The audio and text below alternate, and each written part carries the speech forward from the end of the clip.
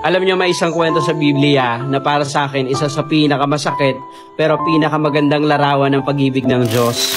Yung kwento sa isang propeta na si Hosea at ang asawa niya na si Gomer. At kung makikinig kayo sa kwentong ito, baka makita niyo kung gaano kabuti ang puso ng Diyos sa mga taong paulit-ulit siyang sinasaktan.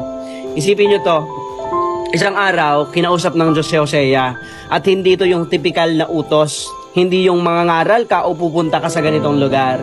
So ang sabi ng Diyos sa kanya, Hosea, pakasalan mo ang babaeng hindi tapat. Mahalin mo siya. Kung tayo yon, siguro sasabihin natin, Lord, sure ka ba? Totoo ba to? Pero si Hosea, sumunod. At doon niya nakilala si Gomer. Maganda, maamo ang mukha, pero may nakaraan, masakit, at magulo. Pero utos ng Diyos yun, kaya minahal ni Hosea si Gomer ng buong buo. Nagkaroon sila ng mga anak, nagkaroon sila ng tahanan, na para bang may bagong simula si Gomer. Pero eto na, isang araw, nagising si Hosea na wala na si Gomer sa tabi niya. Isang gabi lang, pero hindi na siya bumalik. At nang tumagal, nalaman niyang iniwan siya ni Gomer. Bumalik sa dating buhay, bumalik sa mga taong sumira sa kanya. So sa isip ni Hosea, ginawa ko na ang lahat, pero bakit? Ang sakit nun, yung binahal mo, tapos ikaw pa rin ang iiwan. Pero dito nagsimulang ipakita ng Diyos ang totoong mensahe. So habang nasasaktan si Hosea, kinausap ulit siya ng Diyos. Hosea, ganyan ang ginagawa ng Israel sa akin.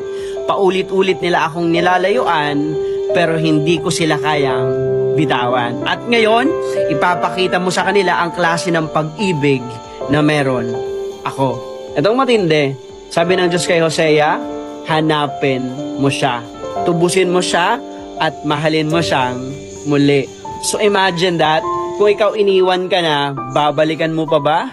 Pero si Hosea, sumunod. Hinanap niya si Gomer sa madilim na kalsada, sa mga lugar kung saan basag na ang mga pangarap ng mga tao. At sa isang sulok, nakita niya si Gomer.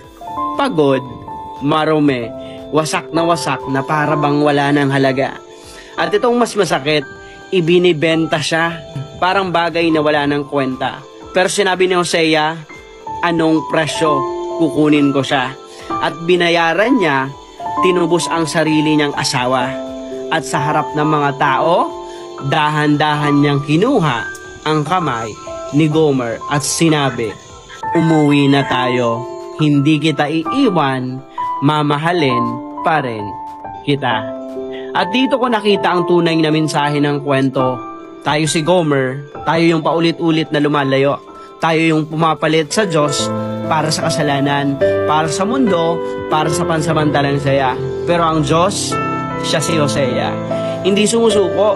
Inahanap tayo kahit tayo na mismo ang umiiwas at handa niyang bayaran ang presyo. Hindi pilak, hindi ginto, kundi dugo ng anak niyang si Jesus. Kaya kung may nanonood ngayon na pakaramdam mo malayo ka na sa Diyos, or marumi ka na, or hindi ka na karapat-dapat, o bumalik ka sa dati mong buhay, tandaan mo to, hindi ka sinusukuan ng Diyos. Hindi siya napapagod, mahalin ka, at hindi siya titigil hanggat hindi ka nakakauwi.